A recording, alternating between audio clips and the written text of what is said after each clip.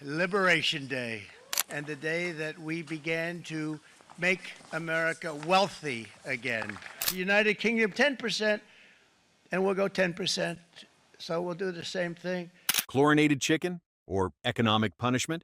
A shocking ultimatum from Donald Trump is threatening to blow up UK food standards and trigger a full-scale trade war. If Britain refuses to accept controversial American chicken imports, it could face punishing tariffs on billions of pounds worth of exports. Is this a bold new era of America First diplomacy, or a direct assault on British sovereignty? As of April 3, 2025, the United States, under Donald Trump's renewed leadership, has fired the opening shot in a transatlantic trade standoff.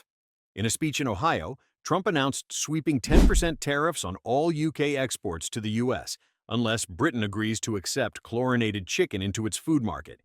Yes, you heard that right. The same chlorinated chicken that has been banned in the UK for years due to public health concerns.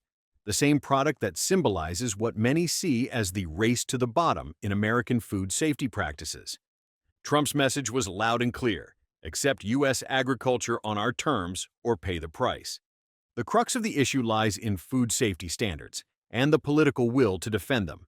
In the U.S., chicken is often washed in chlorine to kill bacteria after slaughter, a method permitted there but strictly banned in the UK and EU.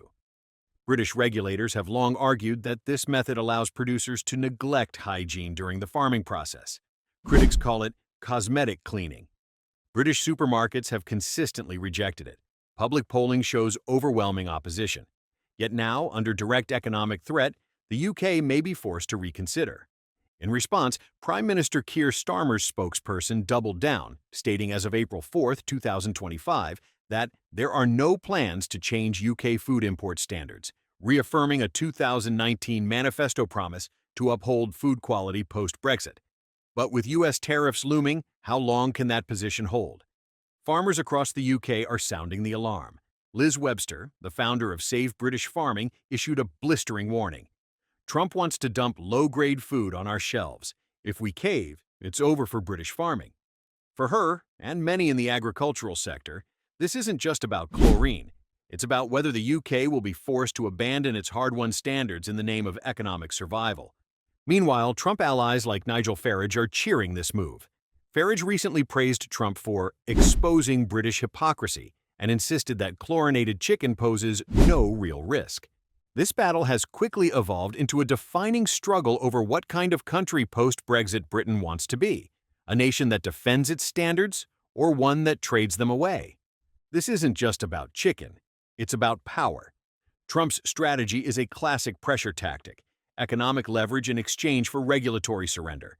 But if the UK gives in here, what's next? Hormone-injected beef? Genetically modified corn? The signal to the world would be chilling, that British standards are negotiable and that economic muscle can dictate national policy. But there's another side to this dilemma. The US remains one of the UK's largest trading partners. If the tariffs remain in place, British exporters, especially in the automotive, textile, and whiskey sectors, could suffer devastating losses. Thousands of jobs could be on the line. The government is trapped between two fires, one economic, the other political. Yielding could spark public backlash and betray voter trust. Resisting could deepen recession fears and strain relations with Washington. And let's not forget the global implications. If Britain bows to U.S. demands, what stops China or India from demanding their own concessions in future trade talks? Britain's credibility as a global standard setter is on the line. So now the question is clear. Will the UK cave to Trump's chlorinated chicken ultimatum or defend its values, even at a cost? This isn't just a trade dispute. It's a test of Britain's post-Brexit identity, its sovereignty, and the strength of its leadership. How should the UK respond? Should it make concessions for economic relief or hold the line on standards no matter the price? China, 67%. That's tariffs. From President Trump's tariffs. His trade war with new tariffs On products imported to the United States. In a political landscape rife with division and partisanship, an unexpected alliance has emerged that could redefine the future of American trade policy. Democratic Representative Jared Golden of Maine has voiced support for President Donald Trump's ambitious tariff plan, signaling a rare moment of bipartisan cooperation in an era marked by deep political divides. This development raises critical questions. Could this collaboration bridge the chasm between Democrats and Republicans? And what does this mean for the American economy and its workers? On April 2, 2025, President Trump unveiled a sweeping tariff strategy, imposing a universal 10% tariff on all imports into the United States, with certain goods facing tariffs as high as 50%. This bold move aims to address long-standing trade imbalances and revitalize domestic industries.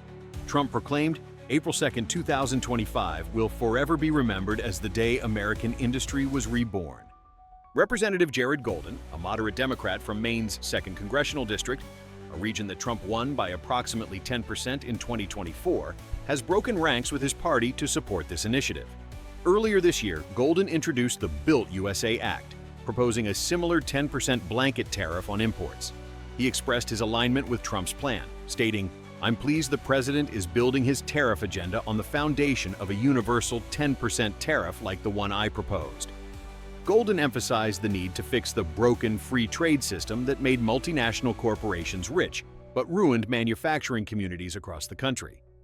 Golden's support is not without conditions. He advocates for pairing tariffs with policies that prioritize American families' prosperity, including supporting unions, cutting regulations that hinder production, unleashing American energy, and using tariff revenue to bolster domestic manufacturers. He asserts, tariffs are a first step in rewriting a rigged trade system, but they cannot be the last one. This bipartisan moment is rare. Many Democrats have voiced strong opposition to Trump's tariff plan. Representative Gregory Meeks, DNY, the top Democrat on the House Foreign Affairs Committee, pledged to force a vote targeting the new national emergency Trump is using to justify the 10% blanket tariff. Meeks criticized the tariffs as a significant regressive tax hike on Americans. On the Republican side, reactions are mixed. Senate Minority Leader Mitch McConnell has publicly criticized the tariffs, stating, "Trade wars hurt working people most." However, some Republicans, like Senator Chuck Grassley, have introduced legislation to give Congress more authority over tariffs, reflecting concerns about the executive branch's unilateral trade actions. Economists and business leaders are divided on the potential impact of the tariffs. Supporters argue that they will protect American jobs and industries from unfair foreign competition. Critics warn of higher consumer prices, potential retaliatory measures from trading partners, and disruptions to global supply chains. The stock market reacted negatively to the announcement, with major indices experiencing significant declines. Golden's willingness to collaborate with Trump on this issue underscores the complexity of trade policy and its far-reaching implications. It also highlights the potential for common ground in addressing the challenges facing American workers and industries. As Golden stated, "I'm hoping that I can help the president get some members of Congress to support doing that in a bill and maybe put it on his desk." This unfolding situation presents both opportunities and risks. The potential benefits include revitalizing domestic manufacturing, reducing trade deficits, and strengthening the American economy. However, the risks involve escalating trade tensions, increased costs for consumers, and potential job losses in industries reliant on imported materials. As the debate intensifies, the American public is left to ponder, is this bold tariff strategy the key to restoring America's economic strength, or does it risk plunging the nation into deeper economic turmoil? Will this rare bipartisan effort pave the way for more collaborative policymaking, or is it merely a fleeting moment in an otherwise polarized political environment? What are your thoughts on this unprecedented alliance and its potential impact on the American economy? So this tariff bill, I cannot tell you how important this is. And costs are going up, and corruption is going up, and chaos is going up, when they're undermining our national security. Democrats are on the offense. In a political earthquake that has sent shockwaves through Washington, a faction of Republican senators has broken ranks to join Democrats in a bold move against President Donald Trump's aggressive tariff strategy. This unexpected alliance challenges the very foundation of Trump's trade policies and ignites a fierce debate over the future of America's economic relationships. What led to this dramatic confrontation, and what are the potential repercussions for the nation? On April 2, 2025, the U.S. Senate narrowly passed a resolution aimed at overturning President Trump's 25% tariff on most Canadian imports. This resolution, championed by Democratic Senator Amy Klobuchar of Minnesota, saw an unusual coalition of 4 Republican senators: Rand Paul of Kentucky, Susan Collins of Maine, Lisa Murkowski of Alaska, and former Senate Leader Mitch McConnell of Kentucky, joining forces with Democrats. Their collective action defied Trump's explicit calls for party unity against the measure. The backdrop to this legislative rebellion is President Trump's recent announcement of sweeping tariffs targeting numerous U.S. trading partners, including a significant levy on Canadian goods. The administration justified these tariffs by citing a national emergency related to fentanyl smuggling from Canada, a claim that has been met with skepticism and criticism from various quarters. Senator Klobuchar has been a vocal opponent of the tariffs, emphasizing their detrimental impact on Minnesota's economy. She argued that imposing tariffs on Canada, the state's top trading partner, would lead to increased prices, job losses, and unnecessary economic strain. Klobuchar stated, "This resolution is about drawing a line in the sand and saying you cannot abuse your emergency powers to start an unjustified trade war." Star Tribune. The bipartisan nature of the Senate's resolution is particularly noteworthy. Senator McConnell, despite his previous support for the president, expressed his opposition to the tariffs, remarking, "As I have always warned, tariffs are bad policy, and trade wars with our partners hurt working people most."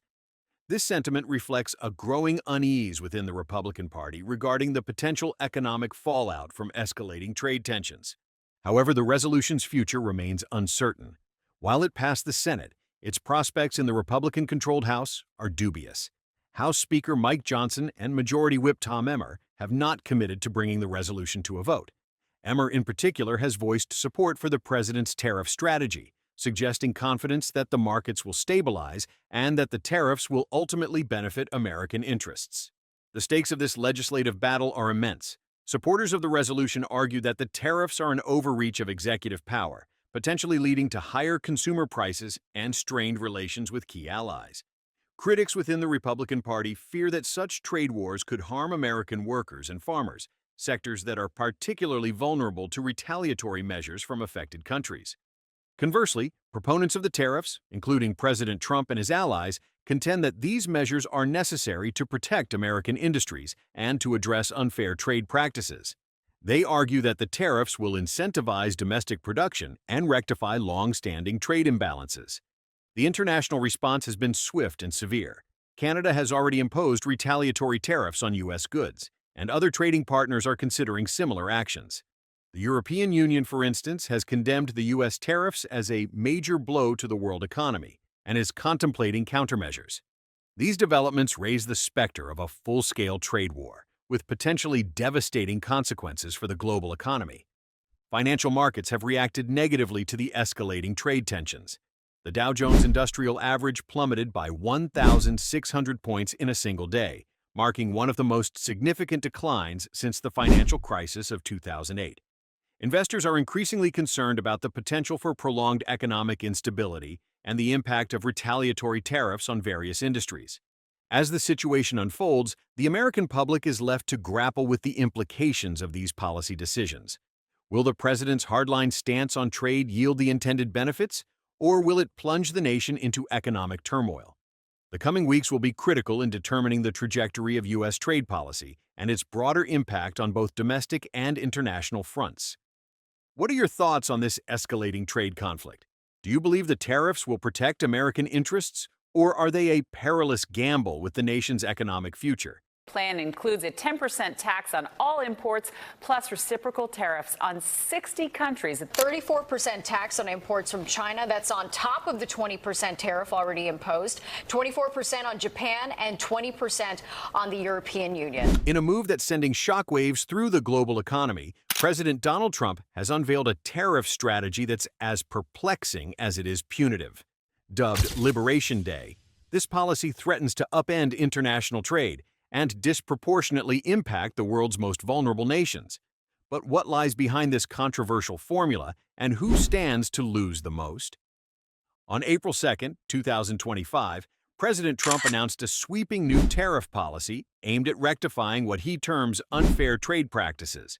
The core of this policy is a baseline 10% tariff on all imports into the United States, with certain countries facing significantly higher rates based on a specific calculation.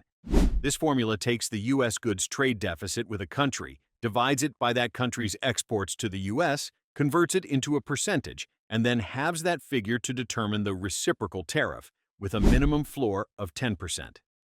The implications of this formula are staggering, particularly for impoverished nations.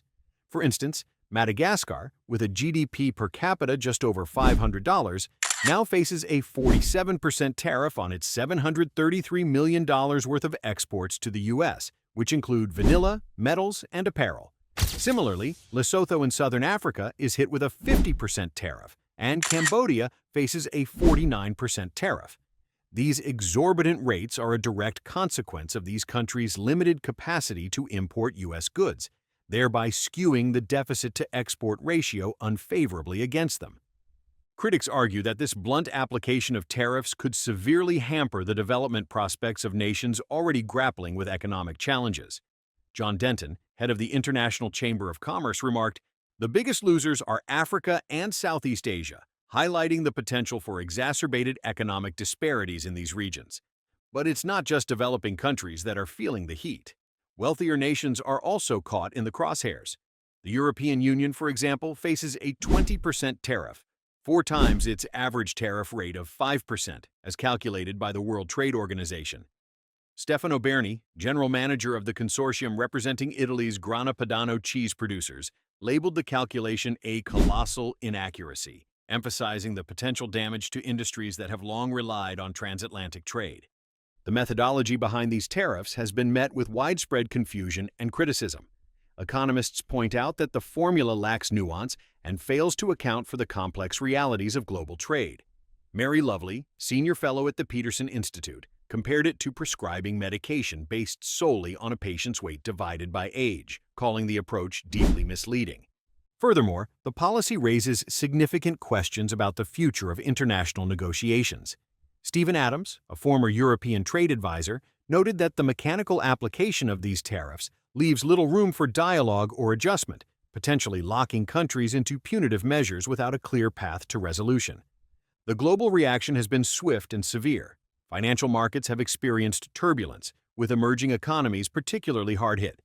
Vietnam's stock market, for example, dropped 7%, and currencies across Asia have weakened in response to the tariffs.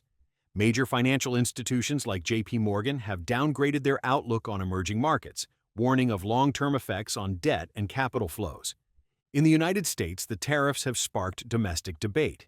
Senator Chuck Grassley has pushed for congressional approval of the president's tariffs, asserting the legislative branch's authority over trade matters. This move reflects growing concern among lawmakers about the potential economic fallout and the executive branch's unilateral action in imposing such sweeping measures. As the world grapples with the ramifications of this policy, questions abound. Will these tariffs achieve their intended goal of rectifying trade imbalances, or will they plunge vulnerable economies into deeper distress? Are we on the brink of a global trade war, and what could that mean for international relations and economic stability? The answers remain uncertain, but one thing is clear: the world is watching, and the stakes are higher than ever. What are your thoughts on this unprecedented tariff strategy? Do you believe it will bolster the U.S. economy, or are the risks too great? Share your opinions in the comments below, and don't forget to subscribe for more in-depth analyses of the pressing political issues shaping our nation.